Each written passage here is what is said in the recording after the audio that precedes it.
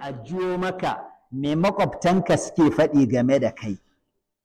Idan makwabtanka suna cewa kai ba mutumin kirki bane, to har ga Allah fa kai ba mutumin kirki bane, ka zo ka gyara. Kuma mun karanta manzo Allah ya ce duk wanda ya imani da Allah da ranar ƙarshe ya girmama makwabcinsa. Idan makwabtanka suka ba da shawara suka ce kai mutumin kirki ne, har ga Allah kai mutumin kirki. Fa'ida ce mai kyau, kowa ya je ya jaraba kanshi.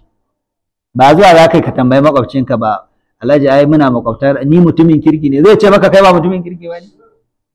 Bari amma kowa ya san yadda zai gane. Ka jiya makwabtanka suke ne, makwabtanka suke cewa game, ba dan kai suna cewa kai ba mutumin kirki, wace to so suke duk komai sai na ba su kai ta faɗa.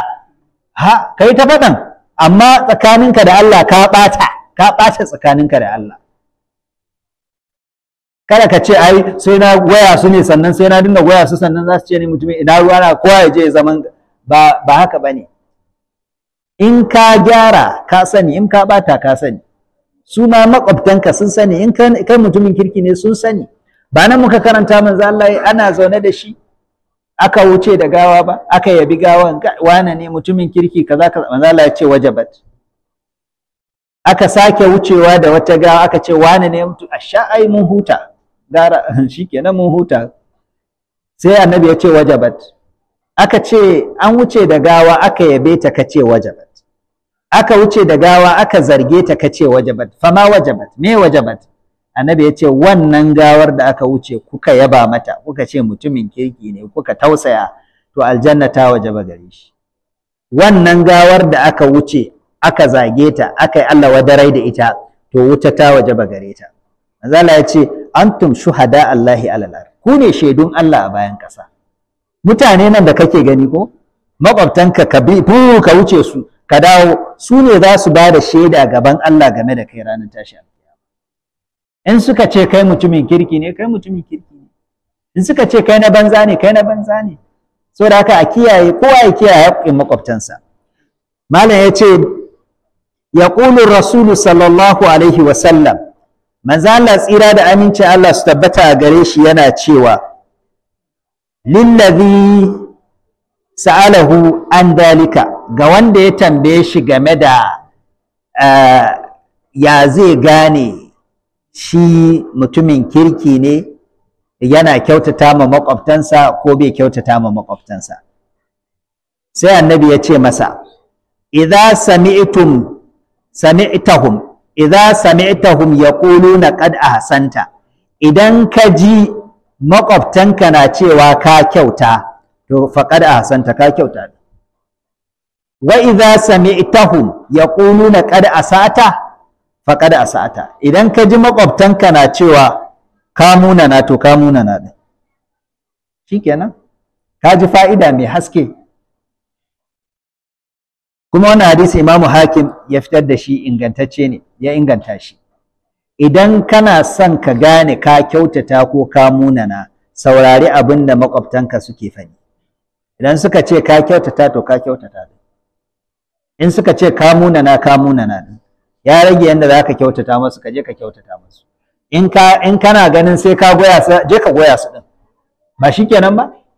Ka dai kyautata masu, su ce ka, ai mutane ba sai ka goya su ba ko? Ai mutane ba wawaye ba ne, in kana musu alkhairi za su yabe ka. In kana munanawa za su zarge ka. Saboda haka Allah ya ba mu ikon kiyayewa. Sai fa'ida ta biyu, idan tuliyal muslimu bi jarin su, idan aka jarrabi mutum ya samu mummunan makwabci. Ka san in mutum yana da mummunan makwabci ba daɗi. Ba daɗi, ya cutar da kai, ya cutar da iyalanka, ya cutar da 'ya'yanka, ya cutar da dabbobinka, ya hana ka zama lafiya, komi ba daɗi.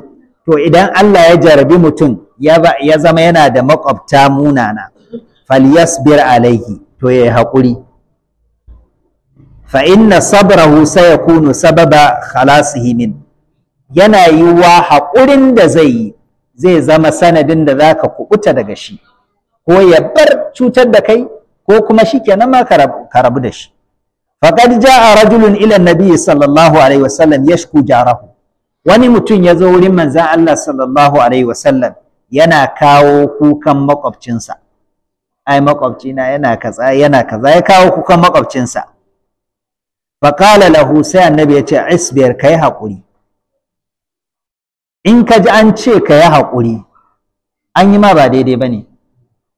A ba mutum kuɗi a ce haƙuri, yanzu sai ka je sai mutum ya tattaro kuɗi bai bakkyauta sai baka ya ce ka yi haƙuri.